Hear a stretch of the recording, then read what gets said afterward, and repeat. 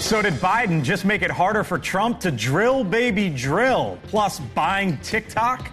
Kevin O'Leary joins us live after his Mar-a-Lago meeting. And what is next for Canada after Trudeau calls it quits? That's Topping the Hill on NewsNation tonight.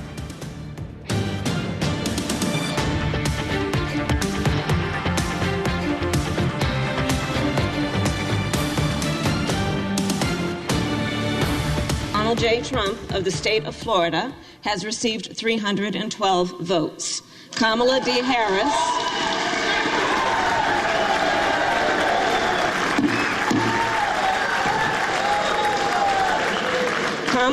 Harris of the state of California has received 226 votes.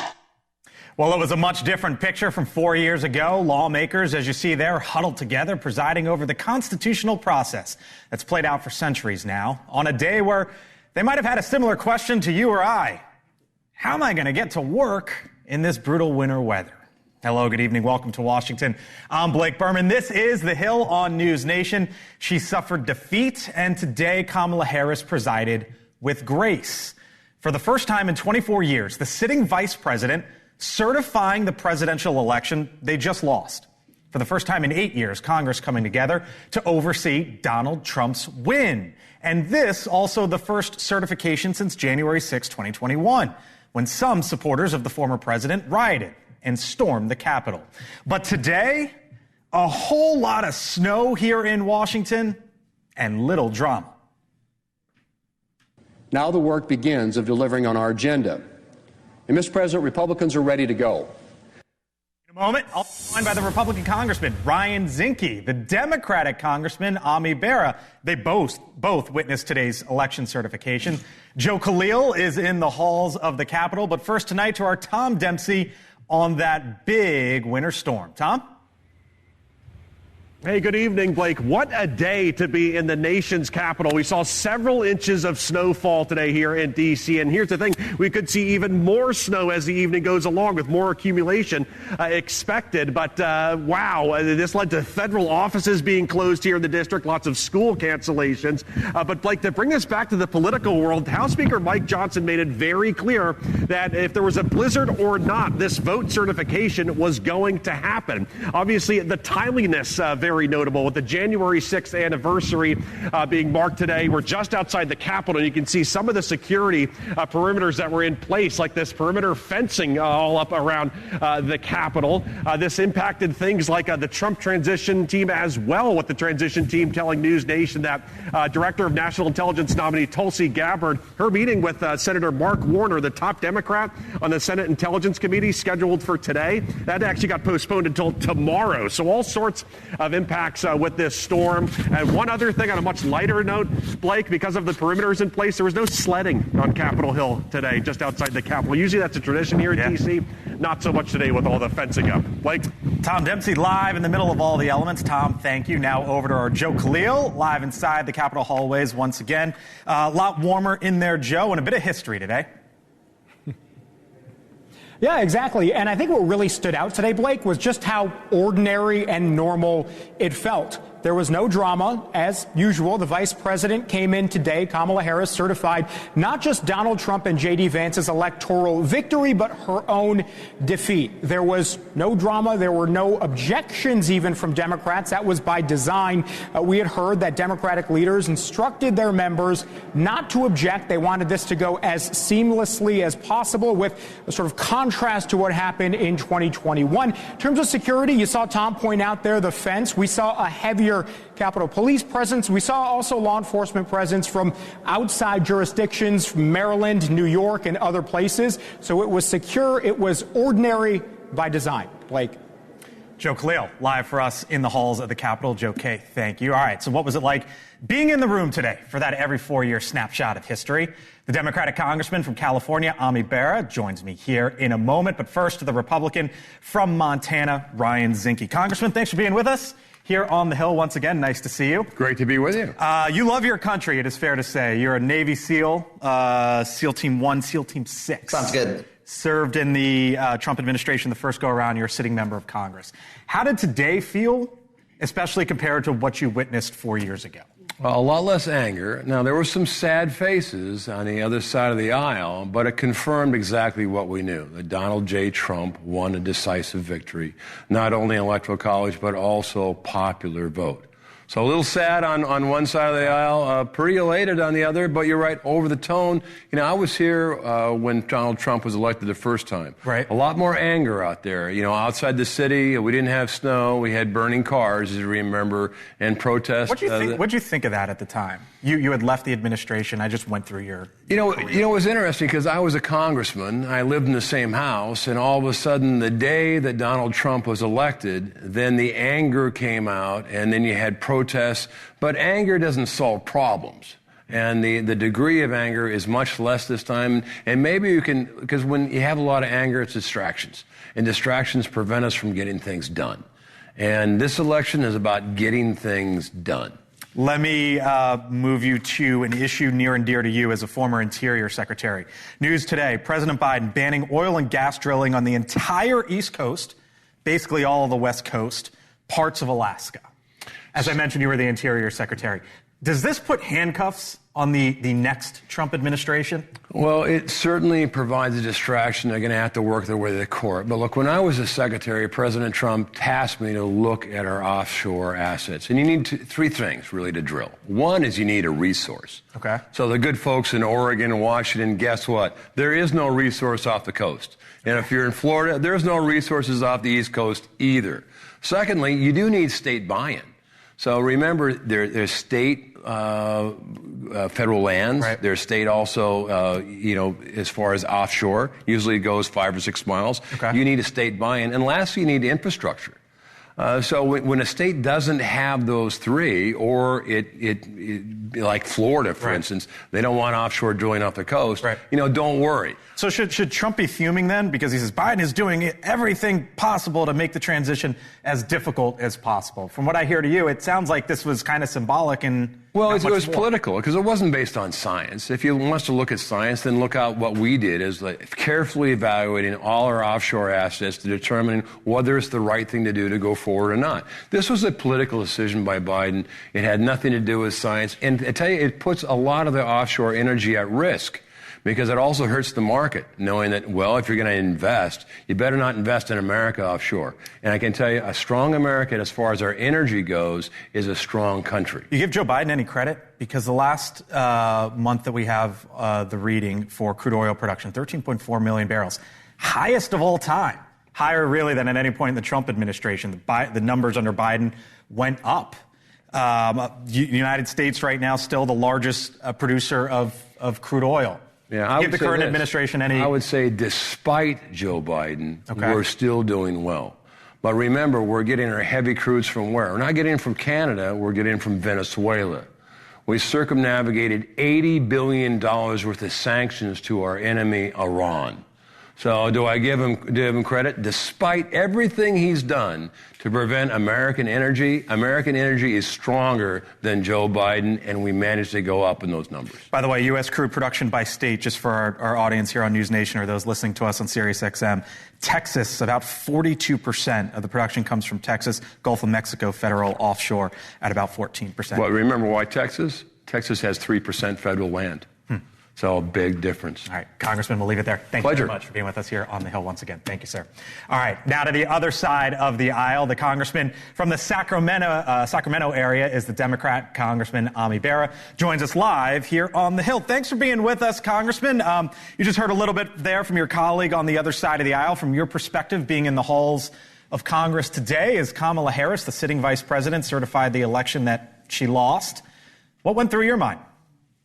Obviously there are no second place trophies in elections. So, we weren't thrilled with the outcome, but Donald Trump, President Trump won the election. So I thought, there was no election denial here. There was, acceptance that the American people chose the 47th president. And, I think it was handled with grace and elegance the way it's supposed to be. It couldn't have been easy for the vice president. To be up there to define that election. But again, I think she handled herself really well. What about the reporting there from Joe Khalil that Democrats were instructed not to object to this?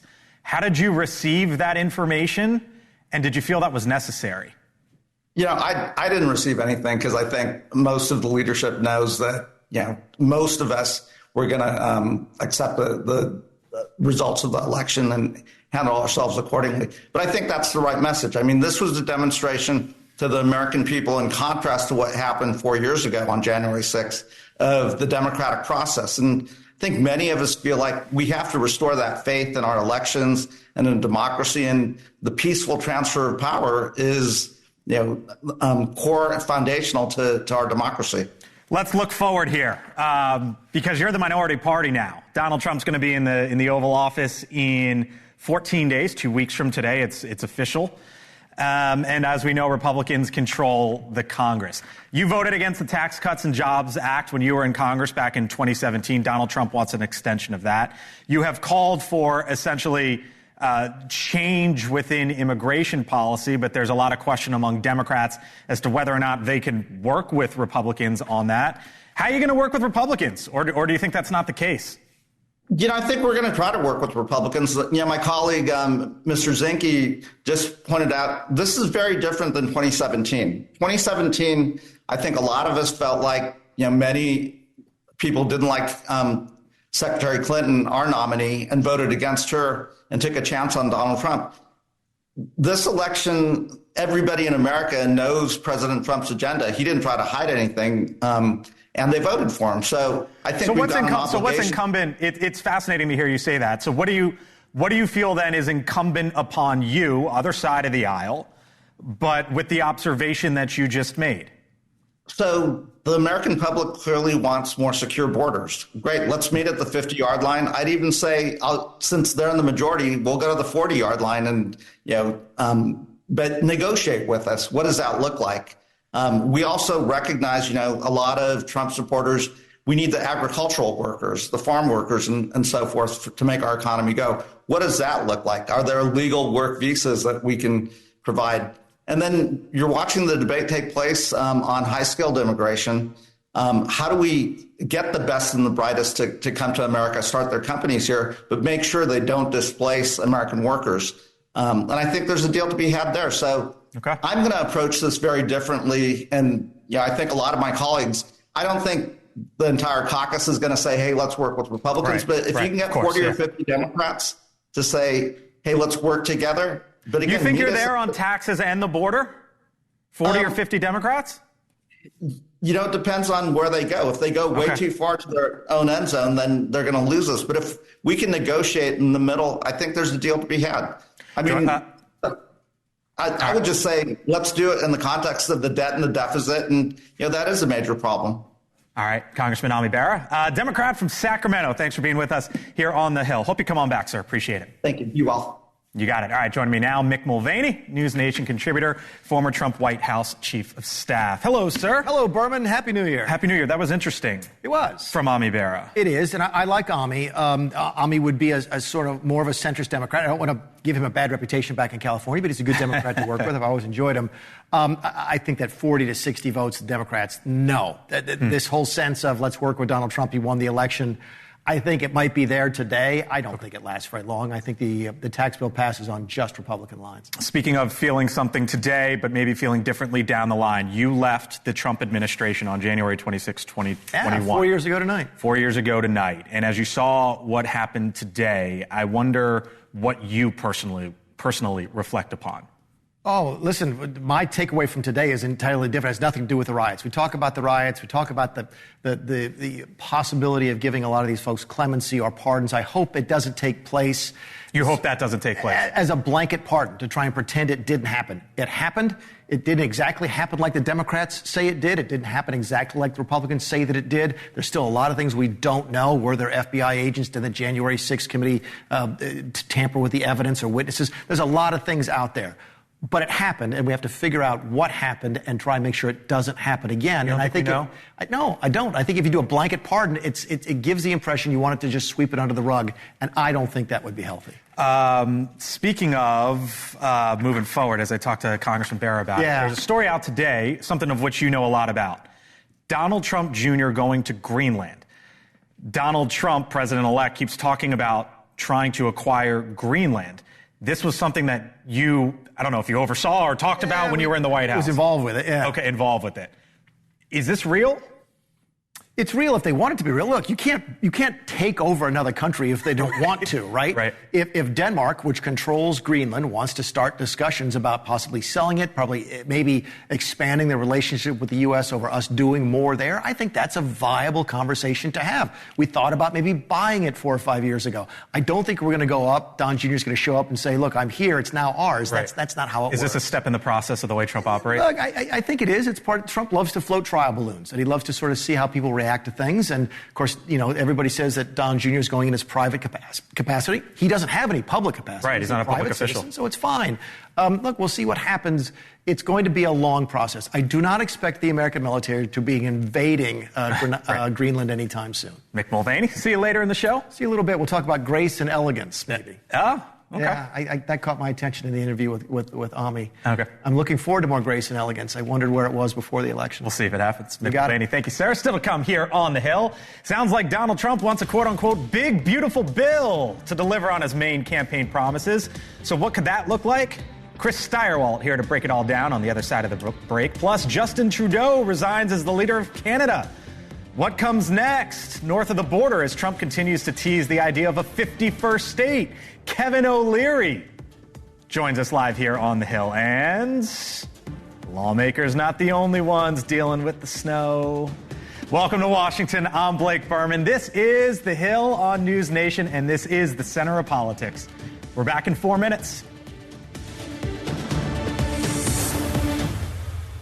Hill on NewsNation. So President-elect Trump wants congressional Republicans to advance through one bill, potentially, pushing his major agenda items: border, energy, and tax cuts. But today he's also leaving the door open to potentially splitting the agenda into a couple bills, as some in the GOP want.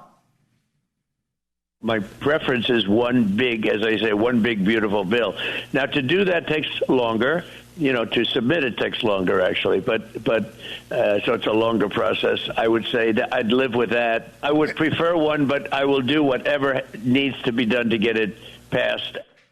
Look who's with me now. Chris Steyerwalt, senior fellow at the American Enterprise Institute, host of The Hill Sunday. Back and well rested, my man, you are. Feeling good. Feeling good. All right, so border security, energy, taxes. These are the three main ones. Let's just go through a little bit of what we think, because there's not a bill, so we don't really know, but this is sort of top-level stuff. So on the border, more border security, hire more agents, and provide funding to complete the border wall. And then on energy, regulatory rollbacks, encouraging domestic drilling, and to ease permitting. That, if they do two bills, that would be the first chunk of it. Now, nobody cares, but you may be material to your existence as an American. This is a cockamamie process called budget reconciliation. Oh, yeah. The old budget reconciliation, the old end around where you can pass things with 51 votes instead of the 60 votes that the Senate requires. So it's like you've got a train that's going to leave the station. Okay. How many cars can you put on the train before the engine can't pull it anymore? Right. And so for Republicans, do they want tax cuts? Well, they're Republicans. Yes. They want tax cuts. Do they want border security? Yes. Because what's the verdict from the 2024 election? That inflation, number one, followed closely thereafter by immigration, was what did Kamala Harris in. The Republicans want to get that done. Right. You do two, right?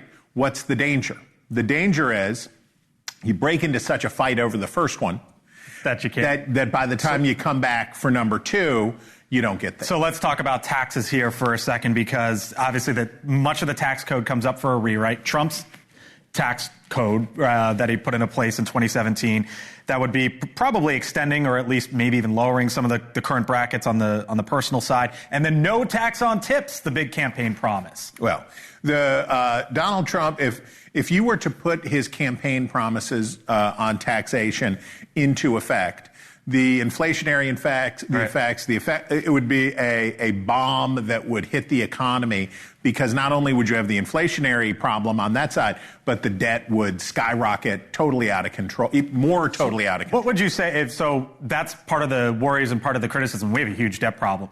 But in the first administration, he did tax cuts and there wasn't inflation, never, I think, got above 2.5%, and the economy was humming. Right. So this is where the rubber meets the road for Donald Trump. When he took office the first time, right, inflation, this is hilarious to say, Democrats had long believed that thanks to modern monetary policy, right, that inflation was a thing of the past. We weren't going to have to talk about inflation anymore. And both parties became big borrowing, big spending. We were running a 4% GDP. We were a white-hot, beautiful, people are saying the best economy ever. We have this great economy, and we're still running trillion-dollar deficits. Yep. People said inflation's not a problem. Well, inflation came back. Now Donald Trump takes office with inflation as the paramount economic concern. Yep. That's what everybody's worried about. That's what everybody's thinking about. So as they have this tax conversation, they're going to have a consideration they didn't 8 years ago. With interest rates right now as well. Steyerwalt breaks it down. All right, still much more ahead here on the Hill. TikTok, Trudeau, and Trump. Kevin O'Leary joins us on the other side of the break after meeting with Trump at Mar-a-Lago. So what'd they talk about? I'll ask him. Plus, the president puts in place a drill ban that Trump says is going to make it difficult during his transition. And how folks here in the nation's capital are dealing with the winter storm. The Hill returns in a few.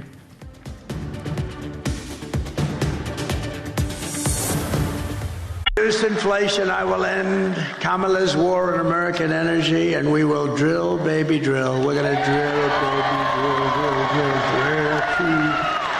All right, welcome back. That, of course, one of Donald Trump's key campaign promises, drill, baby, drill, as you heard him there. But President Biden, on his way out of office, is looking to potentially stop the president-elect from fulfilling that, at least in some spots. The president today announcing that he is now blocking new drilling off the entire East Coast, as well as California, Oregon, Washington State, parts of Alaska as well. It all comes just, as you know, 2 weeks before Trump takes office. Trump took to Truth Social to blast the move, saying, quote, Biden is doing everything possible to make the transition as difficult as possible, and that these orders will all be terminated shortly. Full panel here with me. Mick Mulvaney, former chief of staff in the Trump administration. First go around. Julia Manchester, national political reporter for The Hill. Chris Steyerwalt, host of The Hill Sunday. And Lori Watkins, former policy advisor to President Obama. Hello to you all. Nice to have you all in. Long time no see. Long time no see. You were smirking there a little bit during that Trump read. That's his natural. No, I was laughing at Mick. Oh, you were laughing at Mick. Okay, I thought it was something else. Laughing with Mick. Not laughing at him. So Joe Biden, President Biden, Lori, makes this move. It comes basically like 2 weeks after he puts windmills or allows for windmills off the East Coast. So is the de facto policy of the Democratic Party now no drilling off the coast, but windmills you have it? No, Blake, of course not. So President Biden wanted to leave not just a legacy, but show that the country can be stood up by its economy as well as the beautiful natural resources that we have. And so now there will be 670 million acres protected of coastline, of parks, of land that Joe Biden is putting in protection. And they are not going to be, they're permanently being prevented from being drilled upon. And that's what Donald Trump is really upset about today, is that the fact that he can't come in and basically reverse a presidential action that Joe Biden is making on behalf of our environment. I get it. And tribal communities, etc. I understand all of that. If you just ran on a set of policies and got crushed, why make those same policies your legacy? Aren't those exact things that you just said he wants to leave as part of his legacy what the voters just specifically rejected in the election? Could I say to you he's president for 4 years and he can do whatever he wants to do? He can do whatever he wants. That's fine. But why would you pick as a legacy item something that people rejected? It's his choice, and Donald Trump has made it very clear with the chants at his rallies of drill, baby, drill, what he intends to do. And for, I think, more than half of America, they do not want. But drill, baby, what his drill plan one. is to do is to disseminate our public lands. That we give the presidency these powers. What a preposterous idea that you would give the president the power to declare what can and cannot be done with land with the sweep of his hand. That is to me so crazy, so un-American, and that you could decree something and say for all time, I have decreed for all time that this land will not be used for this or will be used for that. People talk about the pardon power and how insane it is that the president has pardon power. The idea that the president, whether you like the outcome or don't like the outcome, has this power. This is not, and I don't think this is constitutional. There are many things that are legal, but not constitutional, and I think this one is that. The Republican Congress could take this up and try to overturn this. It is possible, and I think we will likely see legal battles. In fact, we saw former President Obama sort of do a similar ban. I believe it was on drilling, Arctic drilling, and we saw President Trump during his administration try to reverse that. It didn't work. I don't believe it did work, but it was reconcilable. ANWR was part of the tax bill. The question is, can you get it reconcilable again? Because you're never going to get 60 votes in the Senate to undo it. Right. And can I just say the fact that Donald Trump wants to put all of these legislative priorities into one bill, this is another one of them, you could say. It's never going to happen. So Trump's coming up, we are now reporting. Let me go into my inbox. Give me a second. Kelly Meyer said he's coming. Kelly Meyer, Joe Khalil can confirm that Trump will be up on the Hill Wednesday. He's coming at the invitation of Senate leadership. What's going on there? Well, look, I mean, there's obviously a lot to do in the Senate going into the administration. First up, we obviously have confirmations. A lot of questions about Tulsi Gabbard, Kash Patel, Pete Hegseth. It seems like Republicans, for the most part, have rallied around Hegseth, but a lot of questions about the others. So I'm sure there will be talks about that. I'm curious to see if President Trump talks with Majority Leader John Thune about the filibuster. This is something that John Thune has said he wants to preserve, but also obviously this reconciliation package. Is it a one-part or a two-part? Seems to be some inter-party disagreement there. Do you think him and Thune are on the same page? Like, I see Mike Johnson at Madison Square Garden at a UFC event on a Saturday night at 10 o'clock, whenever that was, walking in with Donald Trump. I see him there, or there's reporting that he was there at Mar-a-Lago New Year's. And we don't get the same with Thune. Are they on the same page? Yes, in terms of the policy. Are they aligned in terms of the institutional sort of interests? Less so there. The House has to run every single 2 years. President's going to have a lot more influence in the upcoming election. The Senate only has to run every 6, so there's only a third of them that are going to run in 2 years. So there's that little bit more distance between the White House and the Senate as opposed to between the White House and the House. So, same page on priorities, but maybe different on procedure. And I think different on the styles definitely as well. And if you saw Thune over the weekend do some of these TV interviews on a competing network, he spoke about his relationship with Donald Trump currently as more of like a business transactional one. And so, yes, you would agree, right, that he's paying attention to the signals that he's giving. But again, I go back to the style. Thune's style is not a Donald Trump style. Am I onto something there? So John Thune, I believe to be an institutionalist. The United States is a functioning republic for a lot of reasons, but the United States Senate is way high up on the list. And the Senate's power the greatest power of the Senate is to stop things. That's what the Senate is supposed to do in our system. That's what its power is to be. The late, great Tom Coburn, senator from Oklahoma, was called Dr. No. And the Senate's job is to be Dr. No and say, nope, we can't go that far. That's too much. Right. Thune has a job which is to protect the power and dignity and influence of the United States Senate. He has another job which is to deliver on campaign promises for Republicans. Those two things will be in tension from time to time. Let me leave you with this. You know Donald Trump as well as anyone I know. You think he walks into that meeting and says what?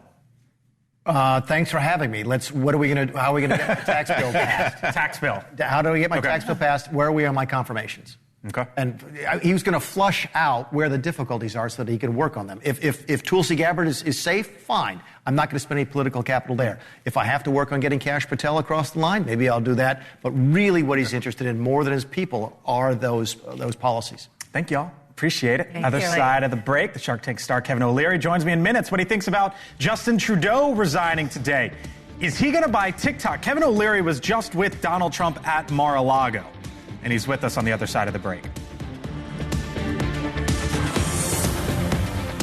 Trump's win, Biden travels to the Big Easy, and the country honors President Jimmy Carter. Our Kelly Meyer is here with what's happening in and around the Capitol. Hello, Kelly. Hey there, Blake. Well, it's still coming down outside, and lawmakers had to trek through almost half a foot of snow today to certify Trump's Electoral College win, with Trump facing no challenges to his victory, quickly securing 312 electoral votes. Now over to New Orleans, where President Biden is attending a memorial service for the victims in the New Year's Day terror attack that left 14 people dead. The White House announcing today that Biden will allocate additional federal resources to help New Orleans prepare for major upcoming events, including Mardi Gras and the Super Bowl. And tomorrow, former President Jimmy Carter will be transported to the U.S. Capitol, where he'll stay ahead of his state funeral at the Washington National Cathedral on Thursday. Carter will then be taken to his final resting place at his home in Plains, Georgia, where he'll be buried next to his wife of 77 years, Rosalind Carter. And finally, D.C. gets into another fight, this time a snowball fight after a major storm hit the Capitol. Residents taking part in the 15-year tradition put on by the Washington, D.C. Snowball Fight Association, battling it out in Meridian Hill Park in Northwest D.C. But humans weren't the only ones, Blake, wrestling with the snow. Nearby at the National Zoo, a pair of adorable pandas also spent their day frolicking in the flakes. And that's what's happening on the Hill, Blake. So glad we got that in. Every time I see the pandas and think about them, when you leave the pandas, there's the stuffed animal pandas there at the National Zoo. Yeah. Every single time they get you, the kids want them. Oh, yeah. Oh, they're adorable. That's adorable. Kelly, thank you. Thank you. Appreciate it. All right. Now, 2 weeks from today, as Kelly mentioned, President-elect Trump will be sworn in as the 47th president. Following the inauguration, Trump will head to 1600 Pennsylvania Avenue, where he'll begin to carry out his agenda and represent the country's 50 states. But Trump continues to push a new idea, merging the United States and Canada, saying in part, quote, if Canada merged with the U.S., there would be no tariffs, taxes would go way down, and they would be totally secure from the threat of the Russian and Chinese ships that are constantly surrounding them. Together, what a great nation it would be. The Shark Tank star, Mr. Wonderful, chairman of O'Leary Ventures, Kevin O'Leary, is taking the lead on this quote-unquote economic union. He met with Donald Trump Sunday at Mar-a-Lago, and Kevin O'Leary, as you can see there, back here on the Hill once again. Kevin, thanks for being with us. Always great to see you. Great to be here. Thank you. So you were just with the president-elect in Mar-a-Lago. I want to talk to you about that idea. I want to talk to you about TikTok, a big announcement you made today. Let's start there with Canada, especially with the big news on Trudeau. What'd you tell him about this quote-unquote economic union? You think it's real? I went to Palm Beach for a couple of days. On Saturday, we discussed Canada. You know, Trump says outrageous stuff. Everybody knows that. And he does policy by social media currently, but it causes a lot of, a lot of activity, let's call it that. Right. And so within that idea, there's some very interesting concepts. One of them would be the economic union, because Canadians don't want to give up their sovereignty, but what he said was, let's get more powerful, because economic success is power in today's world. So I asked a couple of things of him. I said, you know, the Canadians that have come down here to see you, Justin Trudeau and then a few ministers, I would argue to you that you're wasting your time with them. And I didn't know at the time Trudeau was going to quit a few hours ago. But I said, forget those people. They're going to get wiped out in the next election. Why don't you give Canadians a chance to go through the electoral process like you did and give a leader a 4-year mandate like you have, and then let's get down to business, because there's a lot of interesting ideas you've posted. One of them I really like is combining the currencies, or coming up with a uni passport, or talking about zero tariffs north, south, east, west. So Canadians have a lot of tariffs between their provinces. Right. I'll give you an example. There's a milk board in Quebec. It doesn't allow milk products from Vermont to go in. That's stupid. Get rid of all that stuff, and then all of a sudden we'd make a lot more money together and be a lot more powerful to our adversaries, and then protect the North and don't worry about the border so much. And anyways, the conversation was about that, but I also had a different agenda around TikTok as well. Yeah. But, you know, I tell everybody right now, they keep calling me, are you going to Davos? I said, yes. That's called Mar-a-Lago this year. I don't have to go to Switzerland to see everybody I need to see. For the big economic I just go to Mar-a-Lago. Okay. Because when I was there, everybody I needed to talk to, I mean, they are all coming. That night was the Italian prime minister and her delegation, but so many others within Trump's cabinet. So, I got a lot of work done that night. So speaking of work done that night, you go there, you talk to Trump about TikTok. Tell me what you are trying to do with TikTok, because for those who are watching us here on NewsNation or listening to us on Sirius XM, there's the Supreme Court hearing January 10th, and then either the divest or ban law that goes into effect on January 19th. You are trying to buy TikTok and essentially make it an American company. Here's the headline today. Globally renowned investor and entrepreneur Kevin O'Leary joining the people's bid for TikTok alongside the billionaire Frank McCourt. What did you tell Donald Trump? How receptive was he to it? And what are you trying to do? So simply, I need TikTok because I'm an advocate for entrepreneurship, which is bipartisan in America. Everybody knows that. My guys are companies between 1 and 500 employees, which represents 62% of job creation in America. And if you're running a product or service as a family, you're spending about 60% of your digital spend on TikTok because your customer acquisition cost is the lowest on any platform. So no, I don't want to turn it off. I want to abide by what Congress said on a bipartisan basis, take out the Chinese spyware. So we're going to find out on the 10th around noon whether or not this challenge to free speech is going to work or not, because it's nothing about free speech. It's about stripping out the Chinese spyware, which is in. Everybody knows it's spyware. But what I wanted to eliminate, Frank McCourt and I wanted to eliminate today, in fact, this press release was provided to both administrations last night, very late, is look, if the justices think that this Chinese company could tell them we can't sell it because no one will buy it without the algorithm, false. We'll buy it without the algorithm. We don't need them. What do you think it costs? We'll do it ourselves. And so that's in the market now with this. We're going to wait to the 10th. And then we put a syndicate together, and we're going to turn, as I like to say in a whimsical way, let's make TikTok wonderful again. It's that simple. What do you think it costs? ByteDance, the parent company, valued recently at $300 billion. If someone is to buy TikTok, yourself, how much do you have to pay for it? Unknown. They won't give us the numbers, so we're going to ask them. So what we need to have happen, I'm going to give you exactly what has to occur. So if the justices push it back to the executive, that's Biden. Biden will ask, has anybody got a letter of intent out there that is written to abide by the order of Congress? Frank and I have that. We wrote it with a lot of legal trouble to make sure it exactly abides, and we will provide that to Trump's people, to Biden's people. And then he will say, these guys could buy it. I'm going to extend 90 days for a data room. That's all we want. Then at 12:05 on the 20th, we're beholden to Trump. So I went to Mar-a-Lago to say, listen, we're going to need your support. And we're going to need Mike Waltz. We're going to need. Yeah. So you just walked me. You just walked me into that. So you just told me that all the it's Davos of the Florida version of it, I guess. And so I was going to say to you, I guess a lot of the cabinet secretaries are there too. And so when you talk to them, Kevin, about this idea, look, Marco Rubio, Mike Waltz, they're no fans of China. They are as hawkish as they come. What did they tell you? I've been talking to Rubio about this deal for almost a year. What did he say? I know him well. He knows me well.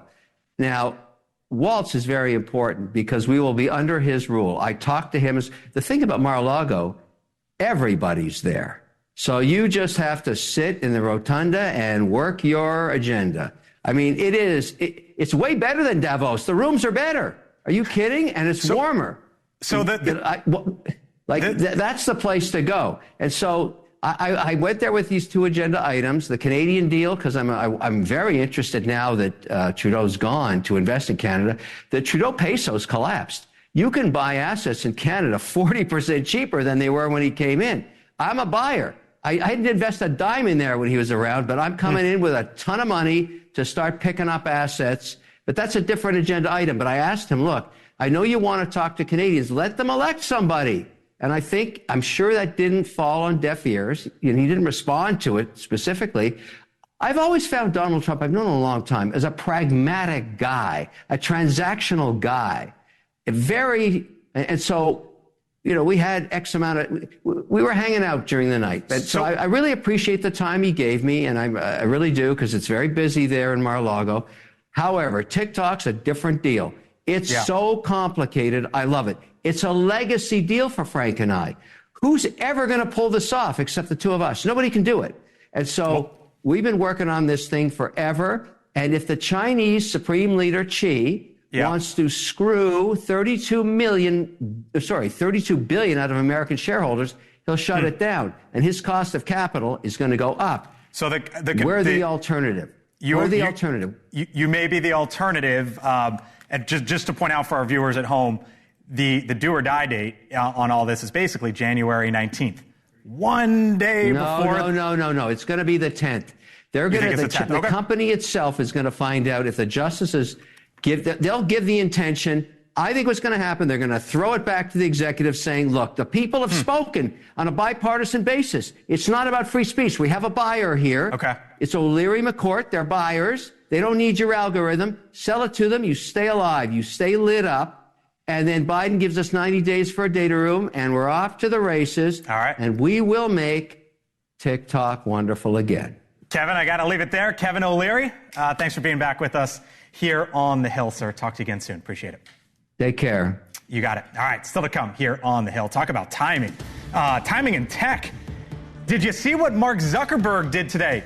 What's he doing now with Dana White? Think it has anything to do with Donald Trump? Leland Vittert, other side of the break. NewsNation tonight. Selena's death stunned the world. And now, almost 30 years later, the international star's killer might be set free. Only Banfield is the primary negotiator who led the dramatic capture of Yolanda Saldivar. Banfield tonight, 10/9 Central. News Nation, Leland Vittert, host of On Balance, with me here for the last minute. Hello, sir. Headline in the news today, Dana White joins the board of directors for Meta. Mark Zuckerberg, we know he loves his MMA. You know who does too? Donald Trump. I was going to say, Dana White, head of the UFC, close confidant of Donald Trump. Yep. He's the bald-headed guy you always saw Trump walk in to the UFC fights with. We're going to keep seeing this, right? Oh, yeah. Of the corporate suck-up now to Donald Trump 2016, money and power